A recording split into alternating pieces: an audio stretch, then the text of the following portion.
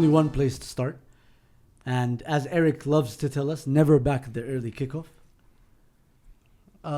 You guys were 15-1 to win that game. Win that game. Yeah. That's insane. Bro, it was mad. Everyone was against us. Even our own fucking legends. Okay, wait. Sorry. I wouldn't say everyone. Apart from North London Red. North London Red were on tables twerking for that team, bro. But anyway. I've never seen so many GGMUs in my WhatsApp group. And it's not even from my new fans, bro. Anyway. What a game, though. Nayim, talk to us about your new manager with Rondos. How did Rondos help us? So, guys, this Rondo thing goes way back to when Ole first came back to Manchester United. And it was when he was taking over from Jose Mourinho. And I personally was excited on the 1-2TV WhatsApp group that I'm seeing Rondos in training. Mm-hmm. So the running joke has been that Manchester United is back because of Rondos. So now when Kiarie came back and there's Rondos in training and put a performance like this on a Saturday. Those Rondos on the pitch. Bro, Rondos in the chat, bro. Nah, they really did enter the chat, bro. Speed, man. Oh, but we didn't talk about Aisho Speed's appearance, bro. AFCON. Too much emotion. I love that guy, man. Anyway, too much motion, bro. Let's move, bro. But anyway, yeah. No, shout out Aisho Speed. You saw him give the blind kid an iPhone 17 just because it has accessibility features and stuff like that. Top lad. Top. Anyway, Bariako. Anyway, so actually, let's do it this way. Mm-hmm. Since Zuhum, you're a Manchester United fan for 90 minutes. Yeah. Give us your thoughts on the game, man. As a temporary United fan, bro. How did it feel being a United fan? How did it feel, bro? Hearing the Stretford end stand up during a counter attack, bro. The clacking of the seats. The sound when Buemo banged that in, bro. Just you're talking about all the visuals. Sorry, all the audio. I'm talking about the visuals. I saw people run at top speed with the ball with only 3 to 4 passes and bang a goal. That's unusual. You saw things. You saw Takes things me way back. You saw things your captain would never do in his dream. I don't know why you'd call him my captain. He's not my captain. Oh, really? Talk to us about the game, bro. Just tell us. I thought United played really, really well. Honestly, I thought you guys handled yourselves very, very well. Antoine Semenyo looked like he just finished a meal and stood up to create content. He genuinely looked like a Bournemouth player in that moment. I think Semenyo was one of the better players. And that says a lot about that performance. I saw that back line. I'm seeing Al-Ain, or how do you say his name? Something like that. Loin or something. I'm seeing Ait Nouri, his cousin Al-Ain, and then who? Kusanov. I think Kusanov also, for me personally, had a really good game. Yes, but and I saw that back line. He's going to be a massive centre back in the future. He's so fast and strong. Three Muslimics. Very nice, very good individual. But I saw that back line. Red flag. And I was like, Muslims don't defend? What are you trying to say? I was like, nah, Mbuemo's going to eat. Someone's going to eat here. Someone is going to eat. And someone who ate. The fucking FPL manager who triple captained Dorgu. What the hell is that? I have a theory. I think FPL, every single match week, they have an account that triple captains one of the players. And then they just make this go viral and then because it gets hype. Because that's not time we talk about like FPL. A bunch of guys who triple captain. Like no, I think I think those are bots that FPL is behind. I think it's behind. Fair because it makes no sense. It makes no sense anyway, at conspiracy all. theories, very nice. If Maguire scored a hat trick, you'd find someone who's triple captained him. Yeah, that's true. Facts. And you guys, like, not only did you play well with what you did on the ball, now that you mentioned Harry Maguire, but bro, I'm seeing Maguire win 50-50s running backwards. I'm seeing him making interceptions. Dallo started shaky. Yes, I agree you guys' frustration. That guy should not be a professional footballer. He can be a footballer, but not a professional one. But he grew into the game as well. Yeah. I saw my size Lisandro Martinez tackle cleanly Erling Haaland, win the ball and keep it moving. Bro, like you guys were putting in effort. You worked as a team. The spaces that you always complain about were compact. They were not easily penetrable. Fair play, man. And Amad Diallo, by the way, The GOAT is black, bro. he really enjoyed himself. That guy he was like, am I still in, AFCON. Rabat or whatever the fuck he was playing? Because he really, really enjoyed himself. He should have had a goal, maybe. Yeah. I think maybe just the legs gave way at the end, but carried on with extra, proper form. Nayim, do you see Sesko starting now? Because Of course, bro. so Mbeumo or Ahmad, who do you choose? Why? Why are you even there? That's what I want to know. Why? Why can't you be where you actually are? Which is? A rising wave lifts all. A rising tide lifts all boats. Nyote mutaomoka, bro. No, but like Hata wewe. we are in a shut up. We are in a position whereby our right wing, because we need it's either or. No, I see what you're saying. But do you think that was a blessing? Because Sesko was injured. Sorry, he was like unwell or something. That's why he didn't look start. at it and say squad depth. I think, yeah. No. Listen, we're not Arsenal. You're right. You only have 17 games left. Wallahi, there's a period where we're not gonna play a game for 2. We don't want 3 weeks. we're not relying on people who just play all positions. We want world class players in one position. That's how we will. That's our way. That their way is just okay players in multiple positions. We want, for example, right now, Diallo right wing, locked in. For me personally, locked in. I think form-wise, he's locked in. Mbeumo in the middle. He played well. I think he played and well. he's also very good in counters. Because remember, he has a better touch than Sesko, I think. Yeah. He can defend, he can hold the ball better. No. You don't think he can hold the ball better? No. It's way harder to get ball off of him because, he's like has a massive ass. He has a massive ass, but if it's in the air, it's easy pickings for the centre back. How would, do you know how difficult it is? Low-hanging fruits. Fruits. Fruits. His ass. Peach.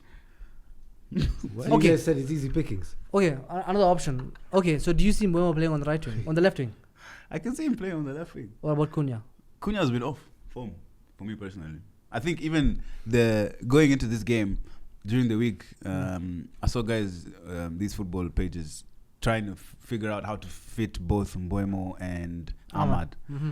But the whole conversation for me should have been, we need to drop Cunha because his performances have not been the best, or they can't be compared to Ahmad's or Bumo's performances. What about Dogu?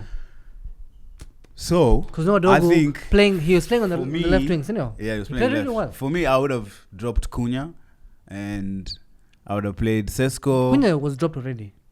I would have played Sesko, Mbeumo on the left, Ahmad on the right, or Ahmad on the left, Mbeumo on the right. Okay, show Dogu.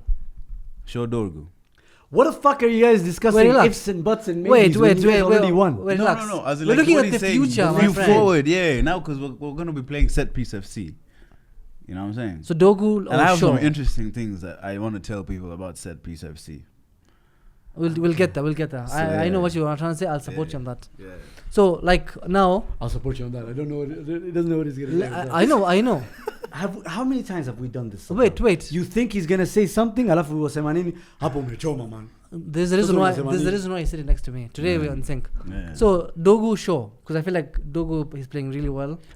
So is Shaw, but then again, Dogu is the future. He's already not in sync. Bro, I think it's like we're in such a good place in terms of attacking wise, in terms of options. You just tailor the attack to the team you're playing. So I think against Arsenal, we'll need a different type of way of playing. We can't play with a false 9 against Arsenal. We need someone to help the ball to stick. We'll be away from home. There'll be all those factors. So maybe in a game like that, you play Sesko and you play. Why are you rushing? Why are you rushing through the episode? Why are you getting to Arsenal? Well, relax. We're talking about Man United. Because so you're saying we've already seen this Manchester United performance before. So you prefer like Shaw on the left wing, or left back? Yeah. So we dropped Dogu, who's playing. Dogu's not a left. He was not even playing left back. He was playing left wing. Yeah. So we keep Dogu left wing because he's a good outlet. So do we drop Mbeumo? We drop Cunha. Cunha was already dropped. So keep him dropped then. So you go with the same starting lineup. So I think we go with the same starting lineup. So Mbeumo was on a false 9. False 9. But you just said we don't need a false 9. We need someone to stick. Sesko from Mbeumo. And then Mbeumo comes in second half. It's really fun times, bro. And then you have Cunha against tight legs. What a time to be alive. Fun Look at the problems we have. That's so nice for you. I'm really, honestly, Naeem's back to the show. Bro. I'm so happy. Brevo found his voice again. Bro, and then we're seeing Kobe Mainoo doing turns in the middle of the field. Oh, but by the way, how do you feel about Kobe Mainoo? Yes. You racist. Yes. You racist my in-sync friends, tell me about Kobe Mainoo. This guy was saying we should sell him, no? He also said you guys are in sync. We are. Show me. Please prove it. Mainoo played well. Okay. But at the same time, it's just one game. Of course. Imagine that was the first game he started this whole season. No. It wasn't the first. It was Premier League against match. Premier League match to start. It was the first one. Burnley was FA Cup. It's not Premier League team. No, he didn't start against Burnley. He did. No, he didn't. Yo, guys, what happened he did start sync, against man? Burnley. Abu confirm you. Some band you. Some band. He did start against Burnley. No. Oh, he started against Brighton. Days. He started against Brighton. Sorry. That was FA Cup. And we lost. Brighton is the Premier League team, no? That's an FA Cup, bro. Brighton are your fathers. Exactly. Huh? He didn't start Burnley. But Brighton he started. So that was the first Premier League game he started. Yeah. So that was the first Premier League game he started, That's according to your in-sync United friend. Yes. And that was an incredible performance. Are you just Uncle Ruckus? Are you just racist listen, to black midfielders? I'll I be think honest it's a with you. black midfielder thing. Because he used to do the same thing with Pogba. Yeah. And technically, wingers... And Caicedo, by the way. And technically, wingers are also midfielders. Saka. Rashford. Why are you going for Rashford. I was right about The only Pogba. reason why he doesn't hate about Ahmad is because Ahmad Nim Islam. Relax. I I was right about it depends, though. Pogba. What were you I was right about him. What were you right Wasn't I about right? him? What Where is were he you now? right about him? Can't even play 10 He's minutes playing in Champions Monaco. League, Monaco. Bro, I could say that about all of United. Look, if they play, where did they play? How they play? So my point is, my What do criticism you of mean? Pogba was Look at valid. Pogba. It was not Number valid. 2, Rashford. So Rashford was a problem. Where is he now? He's in a team that doesn't want to buy him. They are buying him, bro. No, they just don't want to they want pay. to They don't have analyze. money for Yo, it. you want forgot to- to they're turn gonna on your buy him, post bro. notification. You know it's transfer window season. No, he's not. Fabrizio Romano was tweeting a lot now. Microsoft Explorer He looking ass couldn't, nigga, they man. couldn't buy him. They couldn't buy him at Aston Villa. Loading. Now Barcelona, they're like, oh, we want to negotiate. Don't wanna. Ushaenda kununua kitu kikomba. Anyway. Wait, ushaenda kununua kitu kikomba alafu utaki kununua, but you don't want to tell the guy. So unamwambia niaje? Nipe viatu na 15 bob. Ndio yakwambia enda. He's been massive for Barcelona. Did he start El Clasico? He's been massive for Barcelona. How massive? Bro. How massive? Huge. Or whatever, man. Point is, Sancho was correct. Were you racist or Sancho? I don't know. No, it wasn't really black Hamilton enough. was correct. Akavuja Hamilton. It wasn't really black enough for him. I've been If you correct. think about it, he really wasn't black enough for him, bro. No, Sancho, everyone hated him. So Saddam, what did Valid. you like? What did you like about the performance? I want to hear from your. I think Casemiro is Perspective, extremely man. important in this team. He's so sexy. I think Bruno is the best midfielder of our generation. Sexy Bruno. I think he is the best, like in every aspect. I'm talking about What a player, man. attacking, defending. Bro, I was seeing him tracking a player to the and he's the one who's like he tackles the ball. Like he is an all-rounded wonderful. And the thing is, he performs better any position. As much as we were criticizing Amorim's system, he was creating the most chances in that system. We were criticizing Amorim's system? This nigga. Yeah, me and him. And Eric and Kiarie. You weren't criticizing, you were backing. I said we. Yeah, I said you. You said we. No. We, French, whatever, man. Yeah, Point is, as much as people were criticizing his system, he was getting the most chances. Now he's actually up forward because now we can play Mainoo and Casemiro because, well, the system favors him. He's even, like, people are seeing things that they've never seen in football ever. Arsenal fans are on their knees. On their knees. Their eyes are watery from gagging Bruno. Bro, I've always maintained that guy is a world-class midfielder. I was just wondering whether he was better than Odegaard. Astaghfirullah. I should have stopped wondering a long time ago. And to be honest, guys, this is why it's important to have real friends. Friends who actually care about you. Because we've discussed this several times with Nayim. And this guy's shown me that he's a fucking fake motherfucker. He is. You've never once told me that Bruno is better than Odegaard. You're not watching enough Bruno. Holy shit. he's not always like this. He's much better than this, and you know this. Don't let Odegaard form control the narrative. You never once reeled me back in. That's what friends do, bro. Friends do that to each other. Have you tried grabbing? I did that Saddam, for you with Sancho. Have you ever tried grabbing someone who's half your size, and every time you try to grab them, they run away, bro? It's harder to grab something that is short. And Mathematically slippery, and bro. scientifically. Have you seen how slippery his head is? He's very slippery. Anyway, so man, noted. All I'm saying though is, for a time, Odegaard was showing all the right things. Very short period of time. But honestly, bro, like this guy, he's like a 4x4, you know, Dakar racer. Doesn't matter the fucking terrain. Doesn't matter the fucking coach. Doesn't matter the fucking tactics. Doesn't matter if he's taking a penalty or a free kick or a set piece or which side the corner is being taken from. Crazy. You know, is he playing 8? Is he being told to hold Casemiro's hands, or is he being told to hold Sesko's hands, or is it whose hands? Doesn't matter. He will perform, bro. That guy is, in my opinion, right, the equivalent of a modern day Wayne Rooney for you guys. Not in terms of legendary status, but in terms of like plug and play. Yeah. The only other player that I thought could do that at that level. But obviously I feel for him in that he'll never win a tournament, an actual, proper silver except the Europa League. But yeah, man, like he and what's funny he's so misunderstood as well. Yeah. Because even you guys have sat here with us, We say you like moaning. Not just moaning. You guys said you loved moaning, you loved writing, you loved groaning, you loved all kinds of stuff. You loved complaining. We didn't say he loves writing. What do you mean? You guys said a lot of stuff, man. What do you mean by that? You guys said a lot of stuff. And what I'm saying is, at some point, everybody here has had an opinion, a negative opinion of his. Yeah. What I'm saying is, for different reasons, we've all had a negative opinion of his. But he's always just been misunderstood. He always just cared maybe too much. Maybe he's a victim of his own care. You know, how much more he wanted it. He committed his future. He stayed committed to you guys. Guys, legends. Your legends, like you said, were like how they were against you guys. Bro, they've been against him. Never fought with any manager that we've ever had. Backed every manager. Backed Ole Gunnar just before he got sacked. I remember when guys were booing Ole and he came and said it's all of us. Yeah, it's not like just boo him. all of us. Yeah, like, bro, he's not just a proper player. He's a proper stand-up guy. He's a like for every reason Sadio Mane gets the compliments that he does, well deserved after what happened last night. Like Bruno would be that kind of guy. You got facts. Yeah. Bruno would be that kind of guy. Top captain, man. So top player, top leader, top person. If Bruno is a 4x4, what is Odegaard? A Vitz.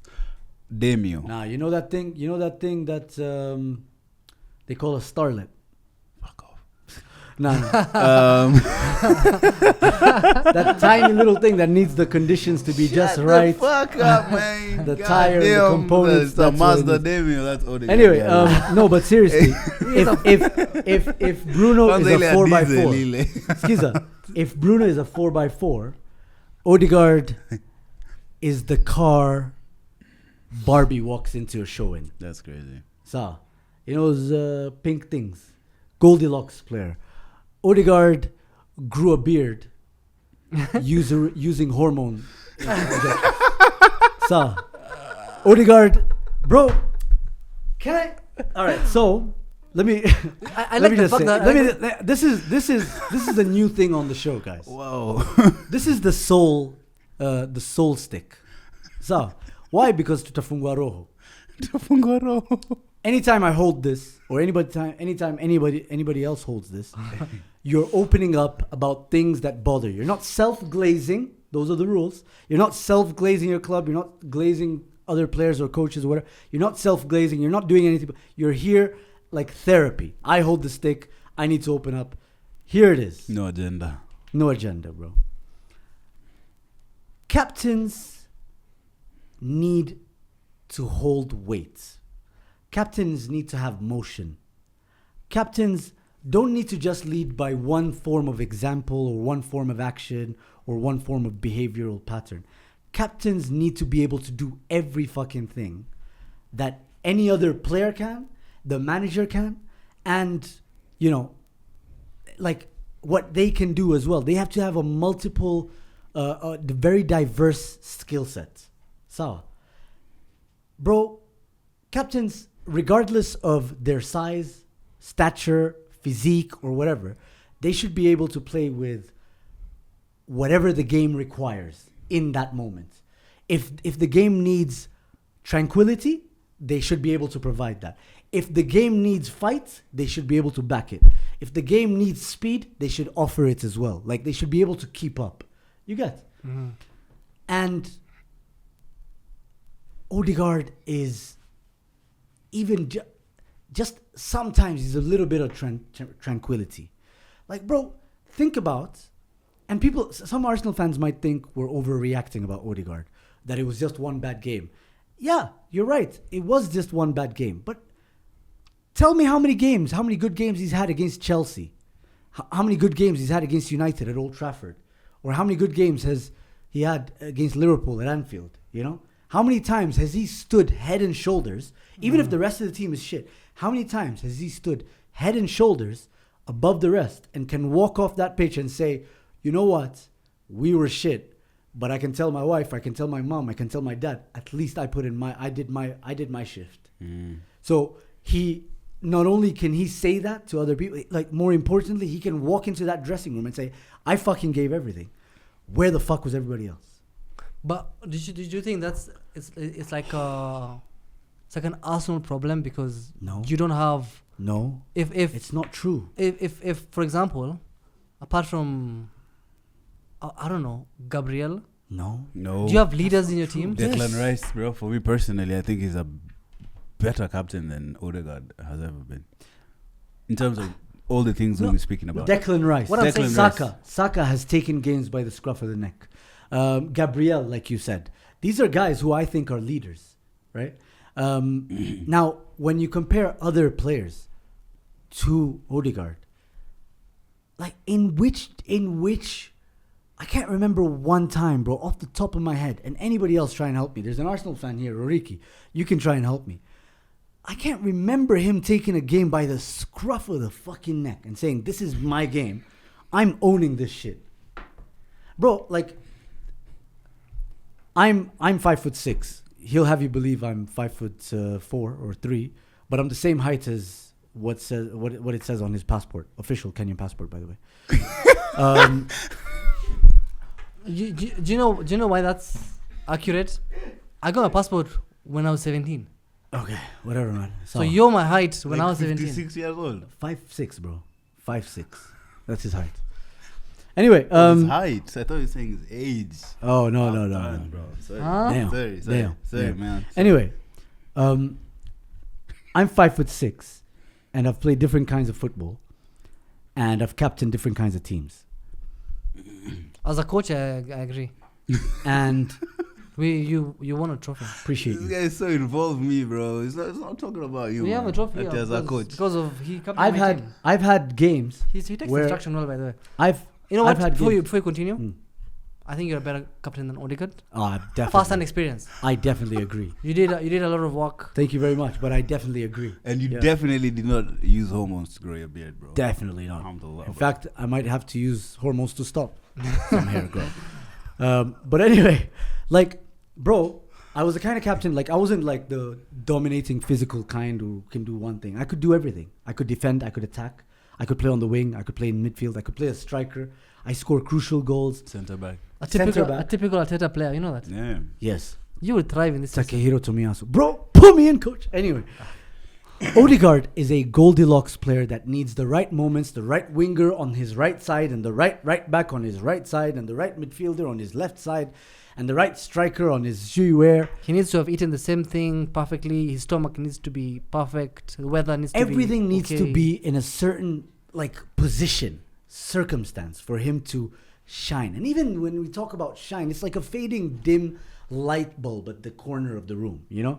It's nothing in particularly, like, nothing particularly beautiful, nothing particularly like stand out. People talk about. I said Odegaard was like silk, whereas Bruno was like Velcro. So even that silk, if you think about it, it's like a thread of silk. It's not even like a substantial thing, like you can cover a bed or make a dress out of, or like a pajama. It's nothing. It's meaningless. Why? Because if you think about it, the things that people love about Odegaard, think about them, bro. How many times are we going to talk about most chances created? How about assists, Habibi? Oh, but did you see that almost assist? Almost, Habibi. But that was you, though. No. That's you. No. That was the old me. That is the new him, bro. You came up It's 2026. We just flipped over, bro. This is Zuhum after the soul stick, bro. Yeah, man. I'm a Like, I Fungua got Rojo. liberated. I'm a Fungua Rojo, bro. Bro, did you see that shot? Yeah, the keeper grabbed it, bro. He barely even had to move. There's that assist in Champions League that happened like 2 seasons ago. Bro, I've given those kind of assists. I can literally show you clips, man. Walai. Like, I'm serious. It's nothing to like. It's us forcing it. It's Arsenal fans forcing it.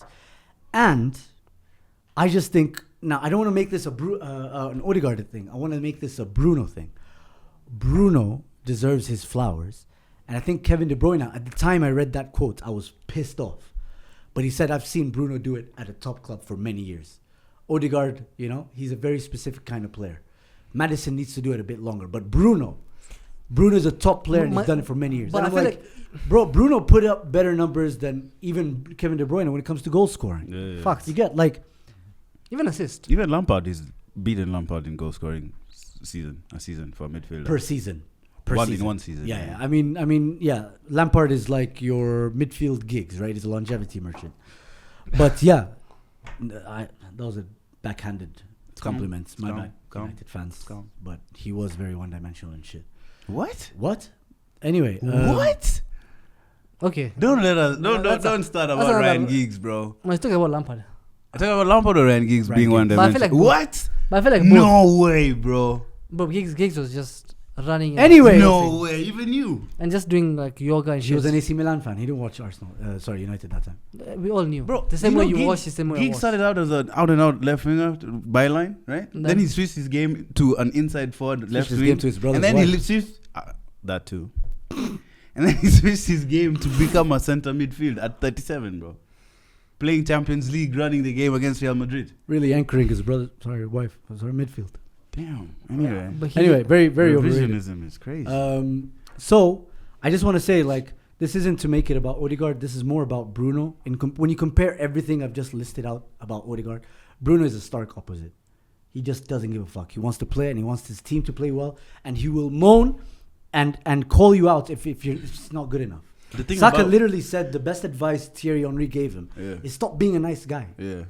And you can see that now. A little bit. It fouls people a lot nowadays. And not giving the ball to one more glaze on Bruno. It's not a glaze. It's praise. One more praise for Bruno. It doesn't matter like what type of stats you're trying to look for in terms of midfield. So you'll have like stats for running. He'll be like top 3. Stats for interceptions. He'll be also in the top. Stats for defensive actions. And when you hear the other stuff that he does behind the scenes in some terms of being a captain, like going to watch the under-18s games, making sure whenever there's kids who are brought in for training, he's the one who goes to talk to them and tells them this is this and that, this is that. I just feel he's going to be remembered fondly, man. And it's just the small things. Like the weight of the pass to Mbeumo. Mbeumo didn't have to even break his stride. It went directly to his left foot. The fact that it was...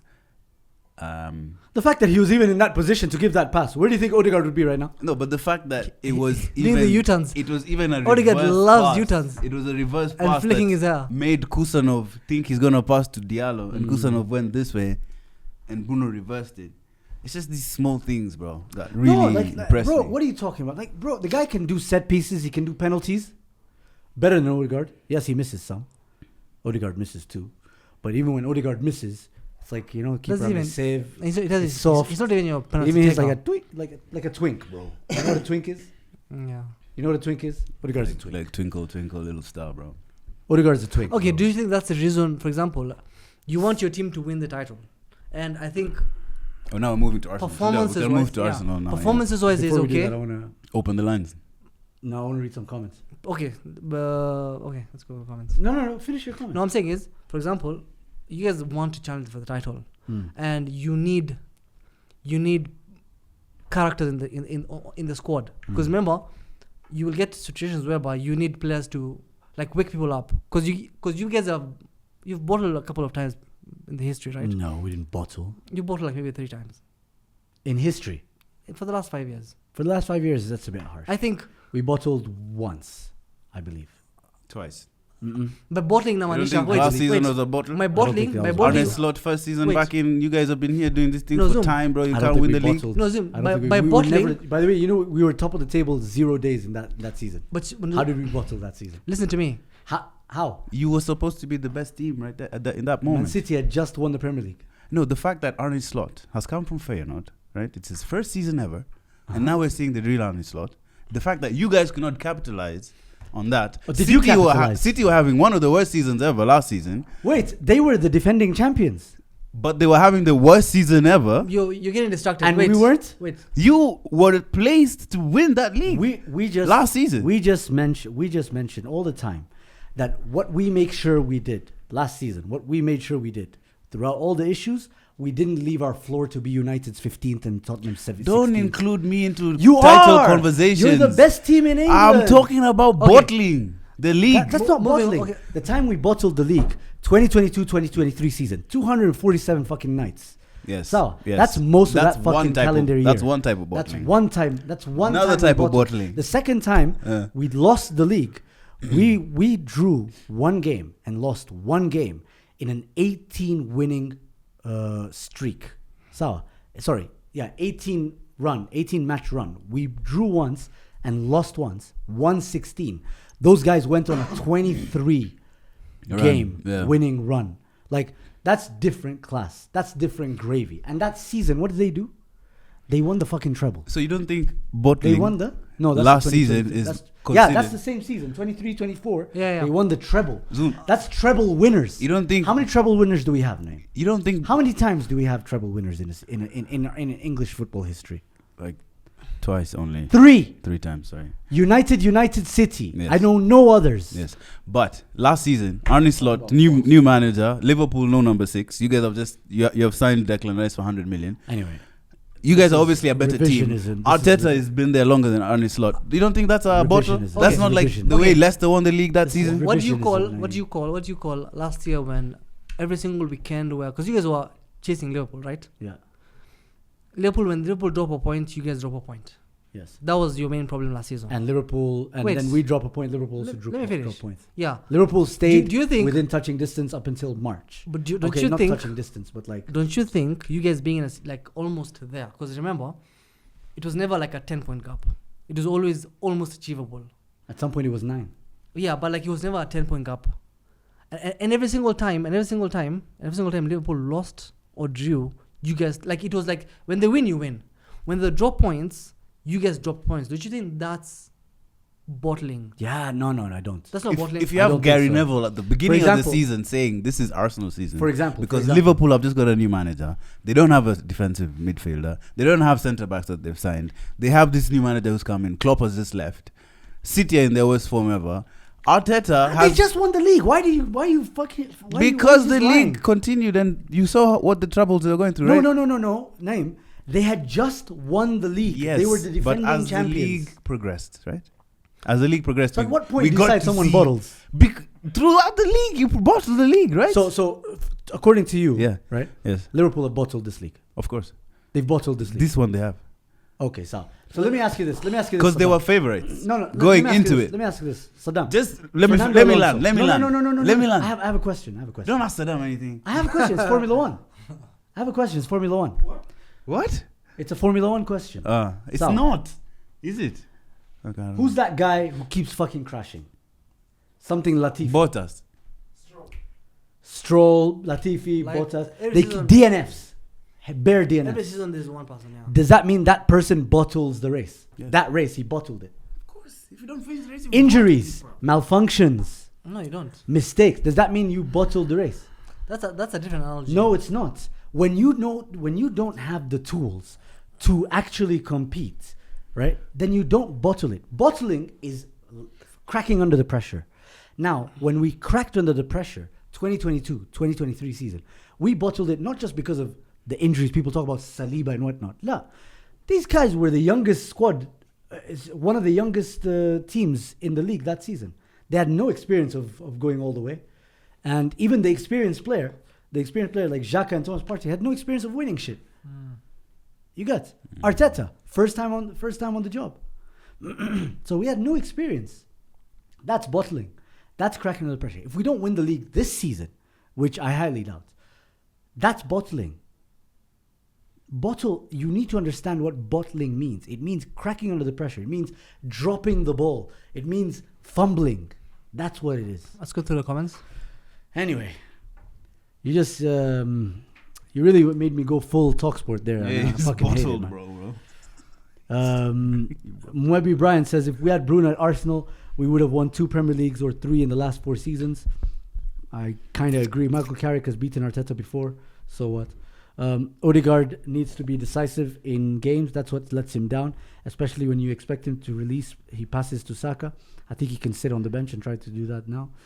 Kosh Daniels, Odegaard is giving the Ineos marathon vibes. When Kipchoge broke the record, all conditions had to be ideal for him to break the record. Good thing is that he did. Odegaard is still waiting for his ideal conditions. Saddam, talking to the microphone. You nonce. Anyway, Chris Mongi says Zuhum is a better captain than Odegaard. I can't lie, I rate it though. Ryan Giggs says you were shit, by the way. We are waiting for Arsenal. It is about time we dunk on you this Sunday. Now, it's time to talk about Arsenal. And here's what I'm going to do. I thought we did. No. We've only touched on Arsenal. Now, yes, I know. So, if you look at the situation Arsenal were in, right? 3 hours before the game started, they knew that Man United had beaten their closest and likeliest rivals, Manchester City. In a game that many Arsenal fans expected Man City to lose. That was one of the tough away days that Man City still had left to do or visit, right? Derby and so on and so forth. And it happens, as expected. Arsenal feeling confident. Why? Because they're playing 17th placed or 18th placed before the match day started, Nottingham Forest, right? And granted, yes, Sean Dyche, he's always a tough opponent and whatnot, low block and whatnot, but they've still lost 12 games. They're still fighting relegation. This is a game where I expected us to win by a healthy margin, convincing margin, so that even after Arteta had his Pep Guardiola had his press conference and said we kind of need to, fall back and take stock and reevaluate where we are. I wanted, even after him saying that, I wanted Arteta and the boys to put a marker, in the sand, and essentially say, yeah, listen, we didn't even need you to say that. We already knew. We're better than you, and we're going to go all the way. We didn't do that. In fact, we did the opposite of that. We put no marker in the sand. And it's honestly very, very disappointing. So here are my criticisms, because I was crashing out on Saturday, bro. I don't know if you guys saw my tweets. Some of the best tweets I've ever seen since I've known you, bro. There's one with 2.2k likes. Oh my God.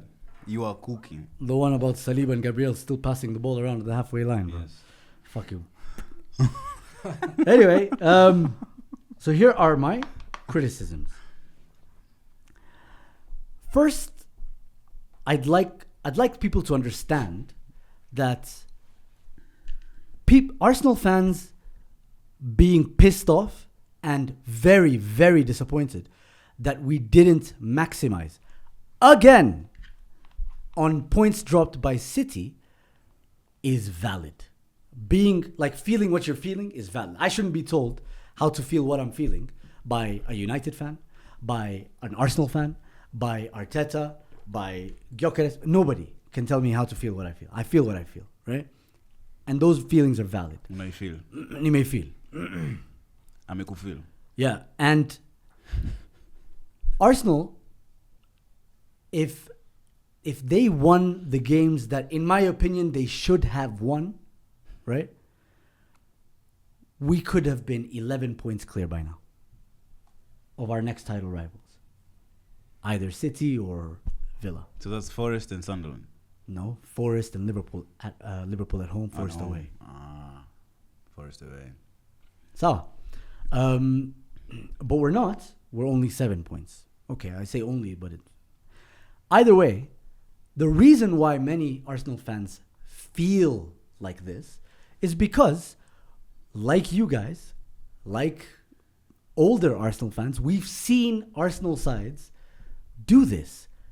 Not pull out a win when they should be in all things held constant, they should be winning a game. Use the right word. Do you think that was a pen? Use the right word. You've seen Arsenal? Do you think you guys were denied a pen? No, let's not go there because that's not a good enough excuse. Use the right word. Huh? Everyone has seen Arsenal. Blow it. No, Okay. Blow the chance to Alright. go 9 points clear. Just pass my bottle. It's all banged up like Arsenal. So when Arsenal fans have this trauma, when they react like this, because they have this trauma. Now, obviously, United fans, this is all novel information to you, but being in a title race with a Pep Guardiola oil functioning machine is really, really fucking tough, because it's like a great white shark, and you're in the middle of a Jaws movie. Not even the good ones, like the third one. So, where the plot doesn't even make sense. And things aren't fair. And nobody can save you. And it's like, bro, this thing is coming at you. You're flapping your feet as hard as you can. And this, by the way, this shark doesn't have a tail fin at the back. It has a motorized engine. Oil directly pumped in from UAE, by the way. And it's coming after you. And it eventually wears you down. It doesn't even bite you like one whole gulp and finishes you. First it takes off a toe. Then it takes off a calf. Then maybe an arm. And then eventually finishes you 4-1 at the Etihad with Kevin De Bruyne and Erling Haaland going crazy against Rob Holding. That's what I'm talking about. You guys have never experienced a title race with City. The last time you guys were in a title race with City, you guys finished 19 points behind them. It's different, bro. And I get it. You guys have lost title races on the last day with City, right? Goal difference. Remember? Huh? You've also lost on the last day, no? City. No, we've won it on the last day. Won what? That was Liverpool. Yeah, at Anfield. No, but 2022. No, 2020. No, that was 2 points. But on the last day. Yeah, but no goal difference, bro. Hey. Bro, goal difference. You could have won on the last day. That's traumatic, bro. That's why you call Robin Van Persie. Soon after, bro. Yeah, right next season, bro. Anyway, so it's understandable. But here are my criticisms of attackers. Not just him. You think it stems at the man? I think it's at him. I'm frustrated by some players. I'm frustrated, like I mentioned, Odegaard. I'm frustrated by Timber. Timber had a meaty game. Like, he was standing in the left back role where the inverted role, but he looked like a defender in that role. He looked like a defender in that position. But obviously the kind of performances he's put up this season, I'm gonna be able to get over that quickly. But Odegaard, bro, his captaincy, bro, I'm pretty sure the only reason he's captain is because he's the best teacher's pet available. Teacher's pet. Comes in on time. He's polite. He doesn't show any reaction on the camera like Declan Rice. Guys are going to grill him now because that's why Declan Rice is not the best leader, because it's fucking shit every time. It's like, no, it's true though. He said it's the same fucking shit every single time. It's fucking shit. It's the same shit every time. Whatever lip reading, that's what he said. Service you're using, like that's essentially what he's saying. I'm frustrated by the manager's favoritism. Eze made one mistake. And yes, it may have led to the cause of us dropping points at a tough place away at Villa. But we didn't see that brother for 6 weeks. So, yeah. Odegaard has dropped stinker after stinker and he's first name on the team sheet. He's probably even the one choosing the team sheet. I'm so frustrated by that. And Arteta needs to fix something very, very serious about us, our attack. Gyökeres has 1 goal, a penalty, and no assists in his last 10 Premier League Arsenal games. How many shots has he had in the last? Forget that. Let me move on to the next guy. Say the shots one. I don't have the shots. You don't have. Let's have the next thing. Let's have the next guy. He hasn't taken a shot in like 3 Gabriel games. Jesus. Yeah. 1 goal and no assists in his last 8 Premier League games. Madueke, no goals or assists in his last 24 Premier League I'm not games. surprised. It's Madueke. Gabriel Martinelli, What did you expect? 1 goal and no assists in his last 19 Premier League games. Fun fact about Martinelli, he is our club all competitions top scorer this season with 11 goals. He hasn't scored a Premier League goal in his last 19 Premier League games. Bukayo Saka, no goals and only 2 assists from his last 8 Premier League games. Leandro Trossard, our Premier League top scorer, 1 goal and 3 assists from his last 7 Premier League games. That's decent, alhamdulillah. Alhamdulillah. You know, we take it where we get. Beggars are not choosers here. You know what I mean? Martin Odegaard, 1 goal and 3 assists in his last 1 goal and 3 assists in his last 16 Premier League games. So what I'm trying to show you here is that clearly there is a problem that Arteta really, really needs to solve. Now, I don't know what that is. Can I add on those? I don't know what that is. Sorry, what? Can I add on those? Go on. So, Dorgu, more goals than Saka this calendar year. Set Piece FC, right? Have only won 2 games where they didn't score from a set piece play. Right? Set Piece FC haven't won a game where they haven't scored from a set piece first or scored first, and they've dropped 7 points. Now they dropped points 7 times, including against Forest. So obviously, you have a problem going forward. Yes, indeed. So this is where it comes down to us as Manchester United. Manchester United right now have scored 13 set-piece goals, whereas Arsenal are stuck on 15.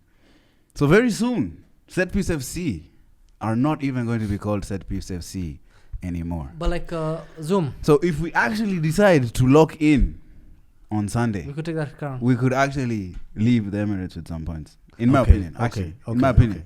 Either a draw or a win. Zuhum, when you're mentioning players here and you're blaming them and like, oh, this person, Odegaard, I think it's valid. I think he's not creating chances. I think he's not assertive enough. You're not mentioning Saka. Saka is supposed to be your superstar. Saka is supposed to be the person who, again, we compare him with Salah, who bails you out who carries your team. Yeah. He has 4 goals in the league this season, and it's almost February. I think he's extremely underperforming for his position. It's not just him. That's what I'm saying. Wait. It's a broader issue. It's a fundamental system. It is. I get It's a that. systemic issue. I get that, but when you were criticizing Odegaard, you didn't mention system. You went straight Because to I've seen Odegaard in the number 10. I've seen him in the number 8. I've seen him dropping deep. I've seen him stay high and wide. I've seen him do all different kinds of positions, different kinds of roles. So is it a systemic problem or individual problems? With Odegaard, it's an individual problem. With Saka, it's a systemic problem. Because if you look at the rest of our wingers, similar things. When you look at and remember, what I'm saying is it's a Premier League problem. In the Champions League, we don't have these issues. Madueke has more goals than all United wingers combined. By that? What do you mean that it's a Premier League issue? Well, Premier League is the toughest competition in the world. Not how many goals does Kina Haaland have? How That's many what goals? I'm saying. Like wait. It's the toughest competition. Your top scorer, for example. You're agreeing with your top scorer. There's more than 20 players who've scored more goals than them. Whoa. Your top scorer is Trossard. How many goals? Wait. How many goals? Enzo, the top third. Let me mention the players who have more goals than top scorer. So, No. And then you tell me if it's a systemic problem. I don't want you to do this thing where you're team. telling me some guy has 8 and then there's like 17 of them who have 8 goals. Now there's 17 guys who have more goals than Trossard. No. Tell me how many guys have more than 15 Premier League goals this season. 2. All right. How many teams in England, in the Premier League, have more than plus 10 goal difference this season? Goal difference is tricky. Goal difference this season. Answer the question. I'll tell you where I'd rather you tell me goals for. Tell me how many teams have more than plus 10 goal difference this season. It's 3, by the way. At this stage last season, goal difference? Goal difference plus 10. Double digits goal difference. Yeah, Chelsea, Man City, Arsenal. At this stage last season, by 22 matches played, we had 7 teams in the top 10 with plus 10 double digits goal difference. 7 teams. You know what that means? There's fewer blows, like fewer blowouts, fewer whitewashes. 5-0 in every view. Way fewer of them. There's a lot more draws. Look at the draw numbers. Look at Everton at 10th being 4 points off 4th, Liverpool, compared to Liverpool being 14 points off 1st, Arsenal. This season, what I will say, because I've heard you say this before and I've heard many people say this and I agree with you guys. This season, the football level has not been as fun. It's not been as entertaining when it comes to like goals and all this stuff. But in terms of competitive level, the floor has well and truly risen. So last night, when we know Arsenal have dropped points against Nottingham Forest and have only extended their lead by 1 point over City, Aston Villa host Everton at home. They lose, man. Right? And Unai Emery, a world-class manager, by the way, I've been told, better than Arteta, I hear. Word on the street has European legacy. Anyway. But that's facts. It's not word on the street. That was on the website of UEFA. Word on the street. UEFA website. Anyway. It's talking about. This guy, he's managing a team and they have an opportunity to close the gap to the league leaders by 2 points. And they bottle it and they lose at home to an Everton side. But guess what? That Everton side, in as much as they're 10th, they've kept a clean sheet in their last 4 times in their last 5 games. Like, and the time they didn't, who were they playing? Wolves, the lowest team, the lowest rated team in the league, 20th place team right now, 20th. Anyway, what I'm saying is, yes, it's not as fun as other league titles, right? League campaigns, but it's way tougher. And the reason that is because money. Sunderland went on a spending spree. How many players did they sign, Saddam? A lot. Like 17. They had half their team, by the way, recovering towels when they played Man City at AFCON. But what happened? They got a draw. A well-earned draw, by the way. They got a draw against Arsenal. They're the only remaining team unbeaten in the league at home. Yes, they've not been as successful, but yeah. So I'd like to say that this, in my opinion, is one of the toughest league campaigns ever, if not the toughest. But this, in as much as I'm complaining about this Arsenal side and what they're doing in the attacking sense, bro, this is if there's one thing that's they're good at, if there's one thing that's their superpower, that defense. Arsenal against Nottingham, Arsenal against Liverpool, they never looked like losing. Arsenal against any big team never actually looked like losing. I think there's only 2 games this season where they really struggled and just like, hey, Apple. United away. Thank you. Right? Where we lost on XG. United. And I think it was the 2-1 result against Wolves at home. Every other game, we've won on XG. We've looked like the dominant side. We had control and so on and so forth most of the times, right? This is an Arsenal team that, in as much as United fans like Brevins, crazy people, are bigging themselves up about how they can win at the Emirates, forgetting their own, like United's record at the Emirates over the last few years, especially under Arteta at the Emirates. Terrible. It's horrific. Forget that. Put that aside. Arsenal have lost 1 game in their last 30 games in all competitions. All competitions. There's a Villa game. I think it's the Villa game, right? Yeah, because the one before that was Liverpool. We lost 2 games this season. Newcastle, we won 2-1 last year. No, I'm talking about this season. In the last 30 games. This season. We played 30 games this season. All competitions, yes. You have played 30? We played 31. Fuck. Nisisi ndo atuchezani. 22 in the league alone. Think about the Champions League, that's 6. And you guys obviously... Because we're used to the Manchester United calendar, man. Think about this, guys. Arsenal, in my opinion, the best ever campaign we had under Arteta was 23-24 season.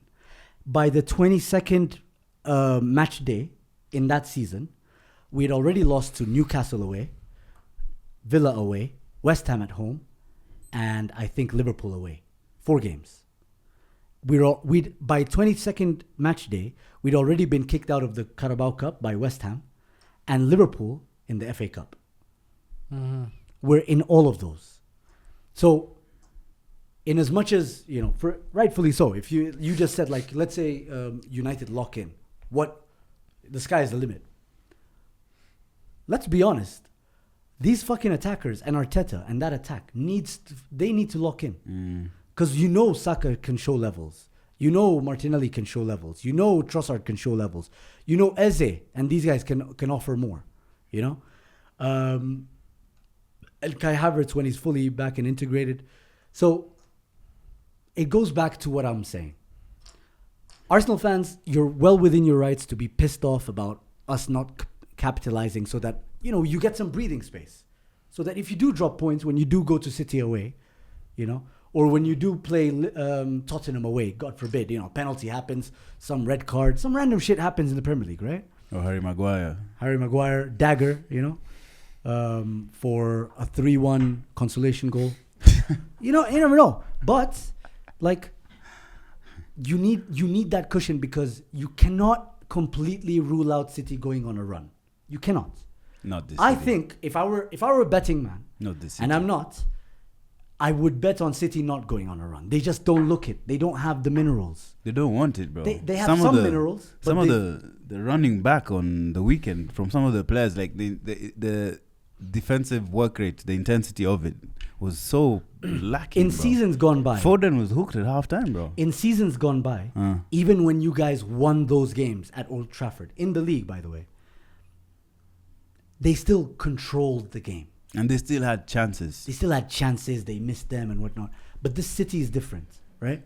So it's a matter of you see, I want that breathing room, but also I want us to be the best team by and large.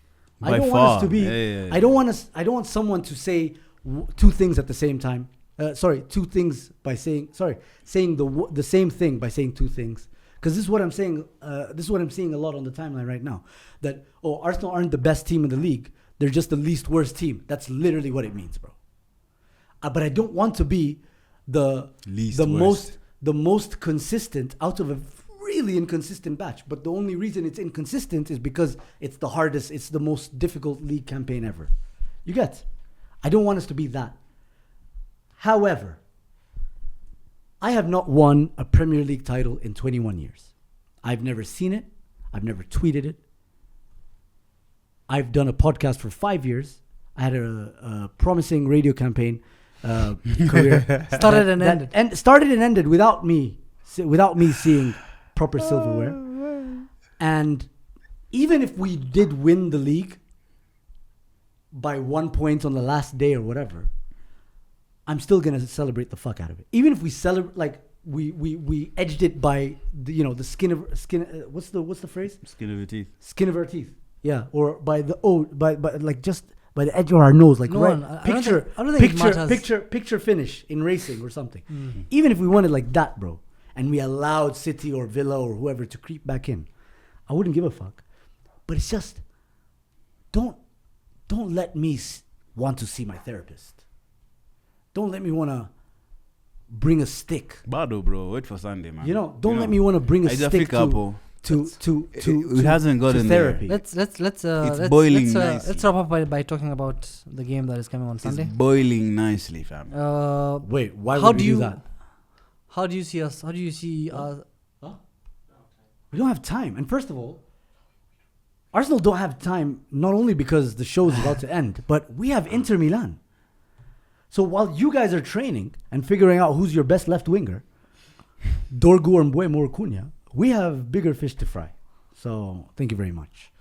Guys, I would love to sit here and run through the comments, but I really did need to open my heart. You guys have been a platform for me doing that. And I've given you a lot of airtime over the years. And you've given me a lot of airtime, so I scratched your back that one time, and you guys are scratching my back this one time. We didn't open the phone lines, and I really want to apologize for that. But there was a lot to get through. Liverpool are shit. Chelsea are shit. Man City are shit. Congratulations, Man United. Thank you very much for that point gained. Arsenal were 2 points clear in October. They then went to become 4 points clear in November. They then became 6 points clear in December. And now, in January 2026, they are 7 points clear. Nayim, you weren't here. You weren't here. Nayim, you weren't here the time I did this prediction. But I predicted Arsenal would be 10 to 12 points clear by March. And I think the way we're progressing, it could still work. I need a clip of this. Bring on United on Sunday, bro. Let's go to the comments before we wrap up. Yes. Wilfred is saying, a player's importance in a team is clutching on straws when they try to justify his selection. That is Odegaard. Yeah. He starts our press. At TCG, he is our most creative player. He's the manager on the pitch. He's a manager. Because the idea that when he does the hand thing and then people start pressing, that one is... That's long gone. No one cares about that anymore. It's dead. No, and part of that is actually fucking hilarious. Shauki says Arsenal's problem is Odegaardism, which is very true. Ryan Giggs said, but Zuhum said they got Gyökeres for goals this season. They have what it takes to go all out this season. Yeah. I thought you got a striker, but you're not passing to him. Well, some people aren't passing to him. Saka. Do you think there's a problem between the two? Nah. I think it's like a chemistry thing. Have you seen those clips that came out of Lamine Yamal? Although this really isn't much of a defense. Lamine Yamal at 16 being taught by Lewandowski, like, yo, what the fuck? Why aren't you passing it here and there in this situation? Saka is not 16. It's not the same, bro. It's not the same thing. But I understand it on a chemistry level. I think we've all played ball at a certain level, and when there's that one guy who you give the ball to and he'll just lose it, so you don't want to give him. Even me, I think that's the problem. Back in my Harambee days, there was a striker who we'd like. What was his name?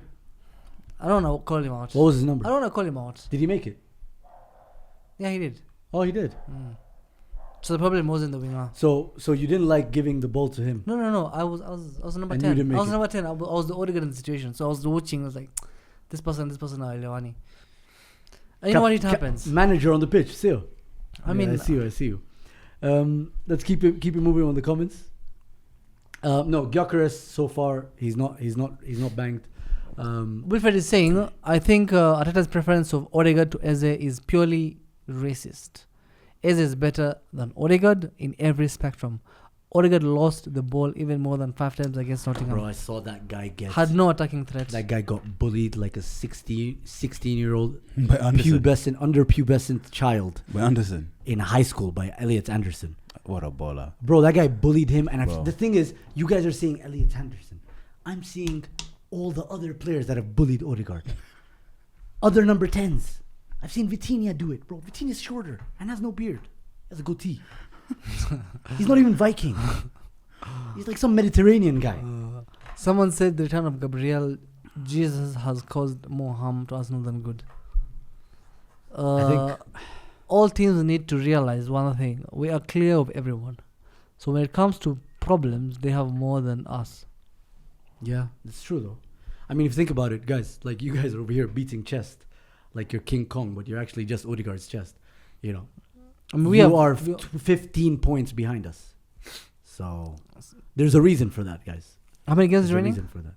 I don't know. I thought we were ending this show. You tell me, because I know you're sure.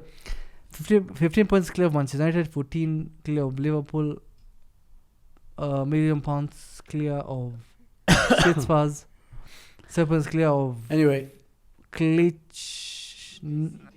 City. Anyway, Not about to sit and listen to criticism from anyone.